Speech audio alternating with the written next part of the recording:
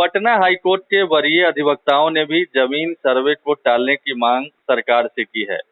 हमारे साथ इस वक्त पटना हाईकोर्ट के वरिष्ठ वकील योगेश चंद्र वर्मा जी हैं। उन्हीं से जानेंगे कि आखिर इस काम को टालने के पीछे की वजह क्या है, क्यों टाली जाए। चूंकि कहा यह जा रहा है कि अगर सर्वे हो जाता है तो फिर भूमि संबंधी जितने भी विवाद है, डिस्प्यूट है, वो खत्म हो जाएंगे। योगेश चंद्र जी, क्या लगता है, क्यों आप लोग ये मांग कर रहे हैं कि इसको टाला जाए? हम लोग चाह रहे हैं कि इसको तत्काल टाला जाए, क्योंकि जो उद्देश्य प्राप्ति का लक्ष्य है कि बिहार में जमीन से संबंधित मामलों के चलते ही फौजदारी या दीवानी मामले होते हैं, ये घट जाएंगे। हम समझते हैं कि वास्तविक रूप से यह गलत है। इस सर्वे के बाद गांव के लोगों से लेकर और शहर वाले लोग, इनका जमीन सभी भयभीत हैं। और कारण यह है कि लोगों को लगता है कि वे बाहर रहते हैं, गांव में उनके एक दो रिश्तेदार हो रहते हैं लोग, बड़े पैमाने पर धांधली की गुंजाइश है कि जो लोकल वहां रह रहा है वह अपने नाम से करा लेगा। एक तो ये है। दूसरा एक और जो फियर लगता है कि बड़े पैमाने पर अभी भी ब्लॉक लेवल पर हो, रेवेन्यू अथॉरिटीज हो, घूस का, ब्राइबरी का बड़ा बोलबाला हो गया है। यानी मिली भगत से जो संबंधित रेवेन्यू अथॉरिटीज हैं उन पे, और बड़े पैमाने पर जो हम लोग सुन रहे हैं कि लोग कह रहे हैं कि मुकदमा लड़ते रह जाइएगा 10 साल, हमको पैसा दीजिए। एक तो रेट ये भी तक आ गया है कि 1 बीघा के लिए 1 लाख पर कट्ठा 5,000 दीजिए और जिसके नाम से कराइए। तो 2 ये एक डर। तीसरी चीज है कि अभी भी जमीन, जो मेजर जमीन सब है, उसमें कैडेस्ट्रल सर्वे, रिवीजनल सर्वे वाला ही है। और लोगों का भी जमीन हो उस तरह का बहुत परिवार में पार्टीशन नहीं हुआ है। जो नया सर्वे हो रहा है उसमें कहा जा रहा है कि वंशावली आप दीजिए, कागजात दीजिए कि किस आधार पर आप जमीन क्लेम करते हैं। ये अगर होने लगेगा तो अधिकांश लोगों, जो रॉयल्टी लैंड है कैडेस्ट्रल सर्वे में, बहुत लोग उसी के आधार पर क्लेम करते हैं। तो कैडेस्ट्रल सर्वे में भी एक वह, पहले तो गवर्नमेंट अप टू डेट 2 चीज कर ले कि रिकॉर्ड्स कहाँ किसके नाम से रिकॉर्डेड है, गवर्नमेंट अपना रिकॉर्ड ठीक कर ले, और रेंट रिसीट जो इशू होता है वह भी लोगों से ले ले, और तब सर्वे होगा तो एक सेंस होता है। तीसरी चीज है कि बिहार में जितना गैर मजरूआ यानी कम्युनिटी यूज का यह गैर मजरूआ खास पोखरा का भिंड बड़े पैमाने पर अतिक्रमण हुआ है। एक जमाने में 1970 में कुछ वामपंथी लोगों ने बड़े पैमाने पर बड़े जमींदारों से जमीन को रिलीज कराया और आम गरीबों में बांटा। उन गरीबों के पास, जिसकी संख्या लाखों लाख होगी, कोई पेपर नहीं है। न केवल वही, बल्कि कुछ जमींदार लोग भी अपने आदमियों को यूं ही बैठने का, घर बनाने का परमिशन दे देते थे। तो बिहार में लाखों एकड़ जमीन होगी जिस पर गरीब लोग बिना किसी कागज के वो अपना घर बनाए हुए हैं। अगर लगेगा यही आप कागज मांगिएगा तो लोग नहीं दे पाएंगे और कल डिमोलिशन की बात हो जाएगी। अभी स्थिति हो गई है कि बिहार के किसी कोर्ट में चले जाइए या सब डिवीजन में, तो कह रहे हैं लोग 1-1 मील 2-2 मील का टिकट कटाने की और एफिडेविट के लिए कोर्ट में लोगों की भीड़ हो गई है।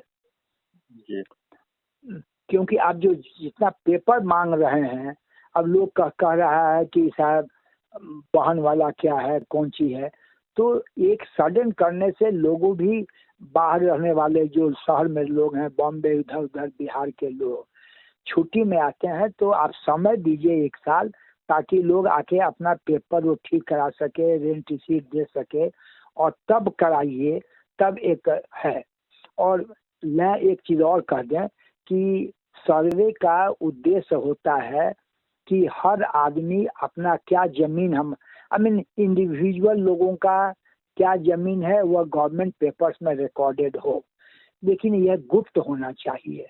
इसका वन ऑफ द पर्पस है कि डिजिटलाइज कर देना, एक सेंट्रलाइज पूरे बिहार के जितना जमीन है कौन किसके नाम से है, ये जो हो जाएगा तो जो राइट टू प्राइवेसी है, आप पूरे पब्लिक डोमेन में चल जाएगा किसका क्या जमीन है। हमको लगता है कि इसे बिग जो इंडस्ट्रियलिस्ट हैं या कुछ उस तरह के लोग हैं, उनको फैसिलिटेट हो जाएगा कि जान जाए कि इनको इतना इतना खरीदो के, यानी एक पूंजीवादी एक जो एग्रीकल्चर इंडिविजुअल रहते हैं, व्यक्तिगत नहीं होके बड़े लोग जमीन को कैसे तो डिजिटलाइज रहेगा, लोग सब जान जाएंगे किसका जमीन है, फ्री है, तो बड़े पैमाने पर इसका भी डर है। प्लस हरदम जैसे एटीएम है या बैंक का जो आपका अकाउंट है, हमारा जो जमीन है बैंक में हम जमा करेंगे, हम पास वो तो डिजिटलाइज नहीं हुआ है, पब्लिक नहीं सब जानती है, लेकिन हमारा तो सेंट्रलाइज हो जाएगा, सब लोग जान जाएंगे। तो इससे बड़े लोगों को जमीन के खरीदने में, और एक और पर्पस जो दिया हुआ है एक्ट, ये हो रहा है 2011 का एक एक्ट और 2012 में एक रूल हुआ है उसी के तहत। तो उसमें तक ये भी दिया गया है कि इसके बाद कंसोलिडेशन की बात हो, तो ये रियल सर्वे का जो पर्पस होना चाहिए कि इंडिविजुअल ओनरशिप की जानकारी हो और रिकॉर्डेड हो और उन्हीं तक सीमित हो, या नहीं हो के इसको पब्लिक बनाया जाएगा और जिसका बहुत ही बुरा प्रभाव पड़ेगा। इसलिए हम लोग चाहते हैं कि तत्काल इसको रोका जाए, समय दिया जाए, लोग जो बाहर रहते हैं अपने गांव में जाएं, सब पेपर अप टू डेट करें, तब शायद और उसमें हम लोग ये भी चाहेंगे कि जो एक्ट के तहत या जो जिस उद्देश्य से किया जा रहा है कुछ इसको अधिक प्रैक्टिकल, प्रैग्मेटिक, व्यवहारिक, सहज बनाया जाए कि लैंड का पर्पस, लैंड रिकॉर्डिंग का पर्पस होता है कि व्यक्तिगत लोग अपना जमीन जान सके, जरूरत और गवर्नमेंट के रिकॉर्ड में हो, पब्लिक बनाने का पर्पस कभी नहीं होना चाहिए, जिससे उसका दुरुपयोग होगा। नहीं, ठीक है, लेकिन इस पर रोक लगाने की चर्चा के बीच में कल ही परसों बयान आया है, जो मंत्री हैं भूमि एवं राजस्व एवं भूमि सुधार मंत्री दिलीप जायसवाल की किसी भी कीमत पर सर्वे नहीं रुकेगा। ये कुछ लोग ऐसी बातें कर रहे हैं और भू माफिया टाइप के लोग हैं, पटना में बैठे लोग हैं, धरातल पर सब लोग अप्रिशिएट कर रहे हैं सरकार के इस कदम को। जहाँ तक सवाल है कि अप टू डेट कर देना लैंड रिकॉर्ड्स, इस पर किसी का कोई बहुत अपोज नहीं कर सकता है, कोई कारण नहीं है, लेकिन जो एक्ट में उद्देश्य दिया गया है और जो मुख्यमंत्री ने कहा है या रेवेन्यू मिनिस्टर ने जो कहा है कि मुकदमा कम करने के लिए सिविल और क्रिमिनल, इसे तो हर घर घर में मुकदमा बढ़ जाएगा। हम लोग समझते हैं कि एकदम गलत है कि ये तो आखिर क्या निदान क्या है, क्योंकि मंशा तो ठीक ही है सरकार की ना, कि ये जो भूमि संबंधी जो विवाद हो रहे हैं इसको अब एकदम डिजिटाइज कर दिया जाए, एकदम सब कुछ ऑन पेपर दिखे किसका क्या है, तो कहीं डिस्प्यूट ही नहीं रहेगा जिसके नाम पे। शहर में जितने लोग हैं जो बैंक में अकाउंट कर रखते हैं, उनको डिजिटलाइज करके सेंट्रलाइज कर दिया जाए, आपका पासवर्ड सब लोग जान जाए, उचित है, राइट टू प्राइवेसी है कि नहीं। हमारा जमीन एक खुली किताब हो जाए, हमारे पास कितना है जमीन है सब लोग जान जाएंगे। प्रॉपर्टी भी जैसे और चीजें जो राइट टू प्राइवेसी है, हम समझते हैं प्रॉपर्टी भी अभी एक कॉन्स्टिट्यूशनल राइट है, ये हमारा प्राइवेट, हम काहे दूसरे को जानने देंगे हमारा जमीन कितना है क्या है। इसे दूसरे लोग जान जाएंगे तो बड़े लोगों को जमीन खरीदने में बहुत और भी कई तरह का कॉम्प्लिकेशन होगा। और हम समझते हैं कि इसका होल एक उद्देश्य है, हम कहा जाएगा तो फिर हम आपको कि हिंदुस्तान में बड़े पैमाने पर इंडिविजुअल ओनरशिप पर छोटा लैंड ओनरशिप के जगह पर बिग कैपिटल, ये तीनों एग्रीकल्चरल लॉ आया था, सब उसी उद्देश्य के लिए था कंसोलिडेशन लॉ होगा, सब उसी उद्देश्य है। तो हिंदुस्तान में फैसिलिटेट करना है कि लैंड छोटे मोटे marginalise middle class middle periods नहीं रखे, बड़े लोग लैंड के ओनर हो जाए, उसी दिशा में शायद यह एक कदम है वर्तमान सर्वे। ठीक। तो आप लोग मांग कैसे कर रहे हैं सरकार से? क्या हम जा लोग करके मांग कर रहे हैं शिष्टमंडल?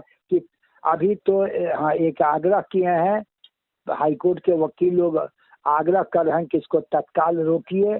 जी, हम लोगों का एक डेलीगेशन भी जाएगा।